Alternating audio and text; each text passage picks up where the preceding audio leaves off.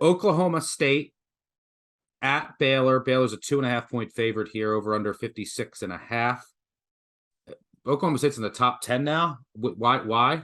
I love Baylor here. I don't know why this line is under 3. I was low on Baylor coming into the year. They're lost a lot in their secondary. Their lines are excellent. In the trenches, they're excellent. Can't run on them at all. And Oklahoma State can't run. Their secondary and wide receiver, their skill positions lost a lot. But I must have missed the memo in Oklahoma State. They lost Knowles. They lost lost everything on the defense. It's still Spencer Sanders at quarterback. They beat the Arizona State Corps. They beat a MAC team that put up 45, and they beat Pine Bluff. Now they're a top 10 team. What? And I don't know why this line is in the field goal. Sick 'em Bears. Oklahoma State's defense, by the way, which we all have questions about Knowles, has been horrendous. They're outside the top 100 in EPA per pass. They played Arizona State, the team that got blown out by Eastern Michigan at home, Central Michigan, who put up almost a 50-burger, and Pine Bluff. That's their schedule. Now, from a situational travel point of view, it's a great spot for Oak State. They have revenge from the Big 12 championship loss where they came up just short. They had a bye the week before. Meanwhile, Baylor has gone from home to BYU to Waco to Ames last week. So it's the preparation, all that does favor Oklahoma State, but I'm trusting my priors here. And I don't like what I've seen from this Oklahoma State team. Yes, Spencer Sanders has had 3 good games against the Corps, a MAC team, and Pine Bluff. Like that's it. He's at 10 touchdowns and 1 interception. You know what's coming?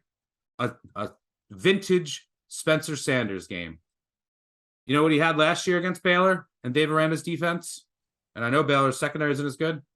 1 touchdown, 7 interceptions in 2 games. I think I like Baylor at home. Anything under a field goal, which you could still get right now. Sick 'em Bears. You? Yeah, I mean, you kind of covered it there. You want to know who Spencer Sanders' daddy is? Because it's not Mr. Sanders, it's Dave Aranda. Spencer Sanders cannot figure out the multiple defense that can. I mean, Dave Aranda has got like 20 different kinds of personnel running on in the game. 3 interceptions a year ago in the 2021 regular season game, 4 interceptions in the Big 12 championship last year. You go back to 2020 during the pandemic season, they had to have a makeup game at the end of the year. Spencer Sanders had 2 interceptions in that game. Spencer Sanders wants nothing to do with staring at a Dave Aranda defense. So the question is has he improved enough to make, any kind of difference here?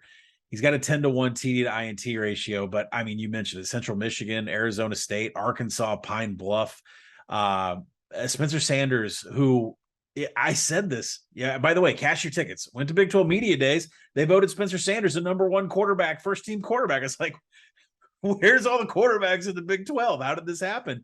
His big-time throw rate has been cut in half. From a career perspective, it's been completely cut in half, and it's been a soft schedule. So, Baylor, I think the other thing, too, is that you have to realize is that I bet on the Baylor-Iowa State over last week, and that thing cashed in the third quarter. There's a reason why. Baylor and Oklahoma State right now are 2nd and 3rd in the nation in offensive finishing drives. They are making scoring opportunities into touchdowns. Blake Shapen. Oklahoma State also goes fast. Yeah, the tempo is high. So just to say, I love the over in this game. But Baylor allowed Iowa State to score a TD on all 4 drives that went past the 40-yard line. So it's happening on the defensive side of the ball, too. A fourth-quarter interception from Hunter Deckers is what kind of really sealed that game away for Baylor. But, Iowa State had 3 drives in that game that were methodical. They went 10 plays. Now, I think there was, some turnovers, some downs. There was just Iowa State wasn't able to get it done. But, the Baylor defense has been giving up explosives and standard downs. And, the play of Shapen is improving. His turnover-worthy play rate has been cut in half from last year. And Oklahoma State's 110th in coverage. So, to me, this is an over all the way. I just replay that Central Michigan game over and over and over in my head. They were able to score at will. And you go back and you look at Arizona State, they had a whole bunch of explosive plays against the Pokes corners. It's another game where I would love 55. I can see a couple books that are teetering on 55.5. So maybe I got to buy it there. But yeah, this is over for me. I don't trust Oklahoma State at all. I'm wearing my Baylor green for a reason. And yeah, Oklahoma State with that schedule, 6th worst EPA per play on early downs. Very predictive. That's not great. I think this defense is going to drop off as much as we thought. And it'll show here